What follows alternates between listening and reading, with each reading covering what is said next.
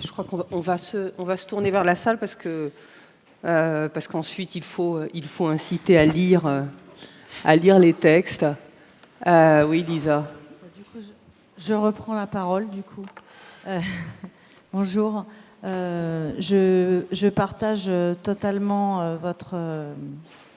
tout ce que vous dites, en fait, puisque je réfléchis sur la même question, et c'est cette même question qui m'a fait créer le mot de gynophobie, puisque la radicalisation, le premier geste de la radicalisation, c'est d'arrêter de parler aux femmes, voire de les toucher, voire de leur serrer la main. Donc c'est par rapport à ça que j'ai créé mon mouvement. Et en fait, j'en suis venue exactement à la même conclusion que vous. Et cette phrase qui est dite par les enfants de Daesh, qui disent « Nous aimons plus la mort que vous n'aimez la vie », je l'ai trouvée incroyablement prophétique à notre égard, pas à leur égard en fait. Et vous m'éclairez beaucoup là-dessus. C'est-à-dire que en quoi nous aimerions plus la vie, et c'est notre seule solution pour nous en tirer, en fait. Et je pense que quand je dis que nous avons fait fausse route, c'est que la route que nous avons empruntée est une route uniquement faite de raison, qui est une partie bien connue du cerveau. Je ne sais plus si c'est le gauche ou le droit, mais en tout cas, c'est ce que j'appelle la partie masculine de notre société. Et quand je parlais du féminin du monde tout à l'heure, je voulais parler justement de cette place que le cœur a oublié de prendre dans nos démocraties.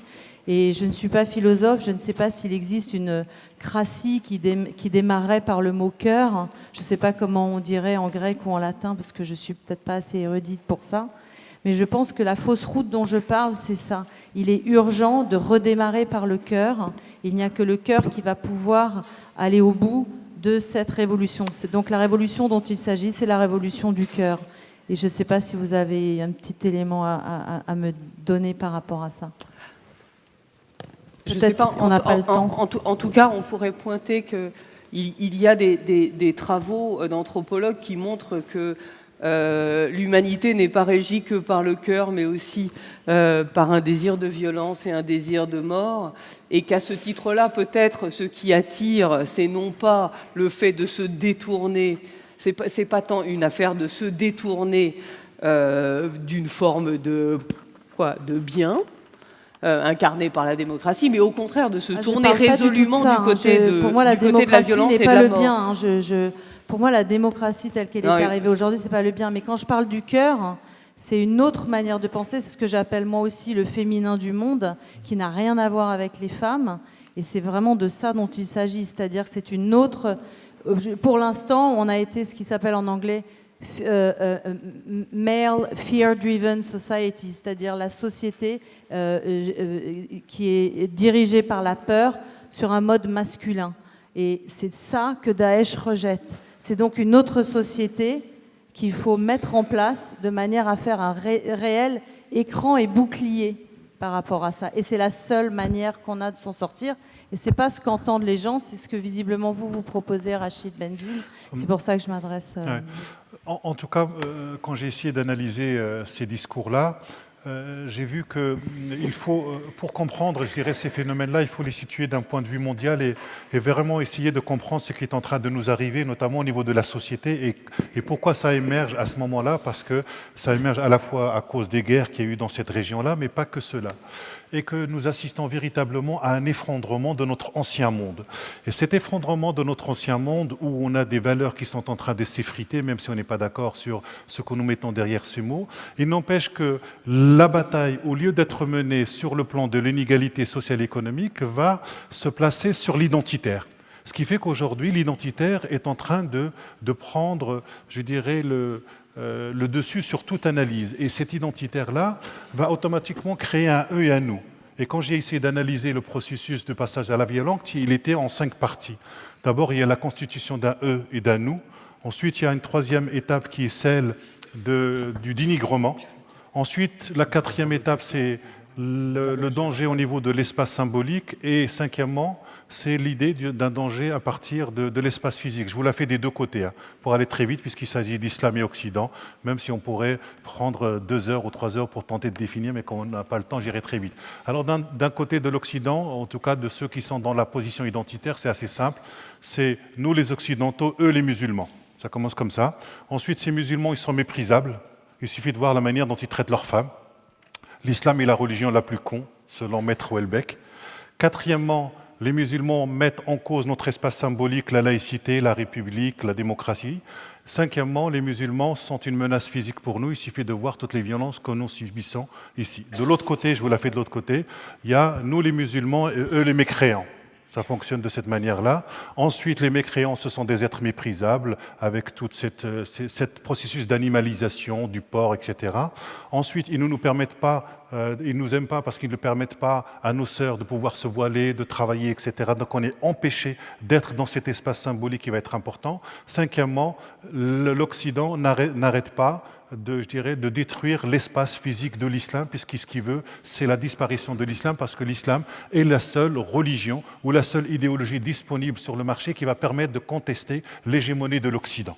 Voilà, donc, et dès qu'on est dans ces processus-là, la violence finalement n'est pas loin, et on voit bien que ces phénomènes identitaires sont partout, et moi j'ai des copains depuis que j'ai sorti ce livre-là, juste après Trump, ils m'ont envoyé la couverture en me disant « Trump, pourquoi n'ai-je rien vu venir ?» et ensuite ils m'ont mis « Fillon, pourquoi n'ai-je rien vu venir ?» Alors je ne sais pas, il faut... Voilà. Absolument, on en a fait sur France Culture une semaine entière de pourquoi ne voit-on plus jamais rien venir. Frédéric, vous voulez réagir ? Éventuellement, moi je pense aussi que, comment dire, il y a eu des choses importantes qui ont été dites sur la colère, sur l'honneur. Je pense que c'est extrêmement important effectivement de mesurer en nous ce fond de refus de l'humiliation et de désir d'être reconnu. Mais je pense qu'il faut aussi admettre en soi un désir de violence. C'est ce que disait Sandrine. Et qu'au fond, il y a devant un sentiment du mal qu'on ressent, il y a la volonté de chercher un bien absolu ailleurs. Un monde parfait, une communauté sans faille. Or, ça n'existe pas. Et donc, il faut à la fois lutter pour sa reconnaissance ici, là où on est, et en même temps, ne pas fantasmer un monde parfait où il n'y aurait plus d'intranquillité, justement, de violence, etc. Parce que la violence, elle est aussi présente dans toutes les communautés. J'ai coutume de dire que c'est pas seulement des violences entre les uns et les autres, c'est dans chaque groupe humain. Toutes les cultures humaines, dans tous les textes sacrés, vous allez trouver des violences internes, des fratricides, des parricides. Donc la violence, elle est là, elle est dans toutes les familles, elle est dans toutes les subjectivités, qu'elles soient d'ailleurs masculines ou féminines, et tous les sujets sont un peu masculins et féminins. Et d'ailleurs, la violence féminine, dans les tragédies antiques et dans les textes sacrés de toutes les religions, elle est pas petite, hein. Il y a évidemment des amours destructrices autant que pacificatrices. Donc je crois qu'il faut admettre cette violence interne à l'être humain, y résister là où on est. L'humiliation des uns, c'est évidemment les causes de toutes les guerres. Le sentiment de l'honneur est quelque chose de très noble et il peut être manipulé en plus. C'est-à-dire si on est humilié, c'est très facile de dire tu es humilié et hop, un idéologue va en profiter. Mais donc je pense qu'il faut absolument aussi ne pas passer du sentiment de l'humiliation ou du mal à l'idée d'un bien parfait, parce qu'elle va se retourner en pire encore que le mal. D'autres questions ? Des questions dans la salle ? Non, vous pouvez applaudir avant. Oui, je serais bien intervenue sur ce que vous dites. Je suis en bas. Bonjour, je serais bien intervenue. Moi, je suis partagée. Je ne suis pas tout à fait d'accord avec vous, Madame Azuelos. Moi, j'ai l'impression que l'Occident propose un cadre trop tranquille. Ces jeunes s'y ennuient. On y propose la paix, l'Europe, des règles, des lois. On s'y ennuie fermement. On est à peu près sûr d'avoir une retraite. On est à peu près sûr d'avoir des choses très, très posées. Je sais, j'avais dérangé. Et ces jeunes viennent chercher l'intranquillité. Ils viennent chercher ailleurs quelque chose dont ils ne sont pas certains. Ils viennent chercher oui, pourquoi pas une violence intérieure à s'exprimer, où il n'y aurait plus de cadre tranquille. Je reprends votre terme, Frédéric Worms, dans ces pays sous Daesh où il n'y a pas de cadre, et où c'est l'explosion de l'intranquillité, et peut-être il y a là un plaisir, une jouissance de l'intranquille qu'on ne trouve plus dans nos sociétés. Je peux dire un mot pour Bien répondre ? sûr, bien sûr. Alors je pense que oui et non. Hein. Je pense que le cadre occidental est à la fois tranquille par certains côtés et très déstabilisant par d'autres. Il n'y a plus de soutien communautaire pour les individus qui sont livrés à eux-mêmes, qui doivent construire leur propre vie, leur propre histoire, qui n'ont plus d'identité absolument fixe. Donc il y a cette sorte de danger pour l'individu de se construire lui-même. Et c'est justement un cadre qui est à la fois tranquille et qui ne l'est pas, en réalité. Et il marche bien quand il est suffisamment tranquille pour permettre aux gens d'assumer leur vie. Et quand il y a une école, un hôpital, des institutions qui permettent de dire, voilà, j'ai eu un professeur, un médecin, je peux devenir moi-même et choisir ma vie, une orientation professionnelle, etc. Donc je pense au contraire qu'il est très déstabilisant, ce cadre occidental. Et il ne peut pas ne pas l'être, parce qu'il est individualiste en quelque manière. Donc il ne vous dit pas, vous avez un destin tout tracé, etc. Et que le retour vers ces risques-là, c'est en réalité un désir de sécurité absolue aussi, de paradis sur Terre et ou après, parce que précisément, il y a une forme de risque qui devient insupportable, qui est le risque, j'allais dire, de la vie humaine normale, le risque de faire des rencontres heureuses ou malheureuses, le risque d'aller plus ou moins bien ou pas, de supporter aussi une certaine dose de malheur, ce qui est évidemment ce qu'il y a de plus difficile chez l'être humain. Donc je crois que le cadre occidental, il est critiqué par une sorte d'apparente tranquillité, mais en même temps, il est en fait l'objet d'une déstabilisation parce qu'il est très insécurisant. Et on peut justement demander aux politiques d'être un peu plus sécurisants en ce moment. Mais sécurisants, pas au sens de la sécurité, j'allais dire politique, enfin contre le danger des autres, mais sécurisant au sens de l'attachement sécure, en un certain sens, au sens d'un cadre qui permet d'explorer le monde, de se planter, qu'on a le droit à l'erreur, on a le droit de s'inventer, on a le droit de créer sa propre vie. Et la société vous laissera pas tomber. Et c'est justement, je pense, vraiment quand même un point moi, sur lequel je pense que construire une sécurité contre l'autre, ne pas se tromper de sécurité, une sécurité qui permet la création et de supporter le risque. Je suis assez d'accord avec... on peut l'applaudir si vous voulez. Avec ce que j'ai vu quelques-uns. Après, on vous applaudira aussi. Je suis assez d'accord avec ce que vient de dire Frédéric. Alors, on a parlé de l'insécurité au niveau de l'Occident, mais il y a aussi une insécurité au niveau de l'islam. C'est-à-dire qu'aujourd'hui, l'islam est entré véritablement dans sa plus grande crise, et que cette grande crise fait qu'il y a aujourd'hui une guerre fratricide à l'intérieur, avec différents courants, avec différentes interprétations, où chaque interprétation prétend, je dirais, définir ce qu'est l'islam. Et c'est ça la grande difficulté, c'est que, à mon avis, avec ce qui est en train de nous arriver, il faut sortir d'une double réduction. La première réduction, disons, c'est l'islam.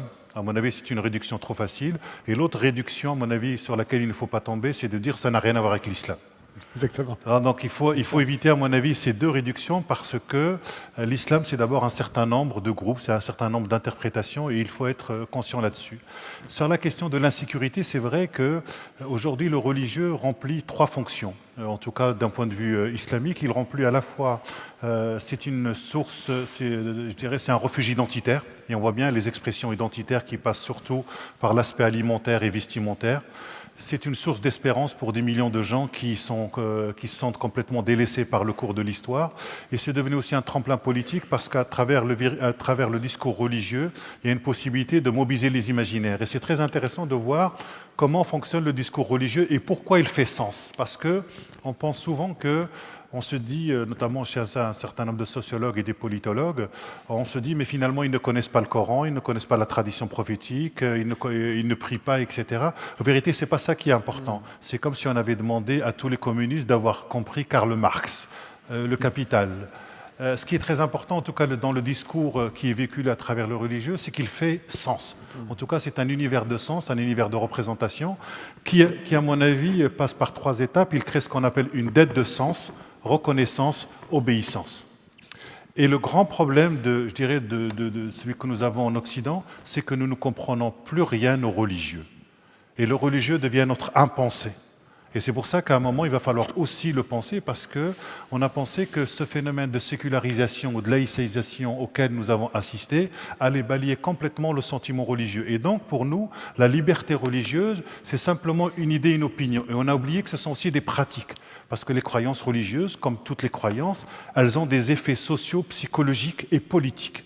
Et donc, la question, c'est comment lutter contre ces visions rigoristes des expressions religieuses qui prétendent imposer la norme à l'ensemble de la société. Et c'est pour cela que nous avons à penser, me semble-t-il, toujours cette équation qui est toujours fragile, qui a été travaillée par Spinoza sur le théologico-politique. Et que cet équilibre-là est toujours partiel et nous avons besoin de repenser ces deux dimensions. Merci beaucoup.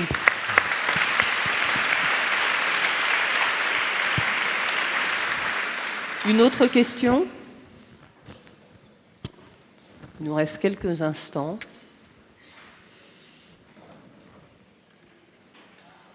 Tu diras demain, toi. Tu diras à quelle heure on se retrouve. Là. Oui. Bonsoir, c'est une question pour Monsieur Rachid Benzine. Je voulais connaître votre sentiment de tranquillité ou d'intranquillité face au futur, à l'avenir, qui nous pose vraiment beaucoup de questions. Et comme vous êtes un professionnel, je voulais connaître pas vos prédictions, mais vos intuitions, vos sensations. Comme ça, grosso modo, j'ai envie de vous dire qu'on en a encore pour 30 ans. Mais que les sociétés sont suffisamment fortes pour faire face à ça.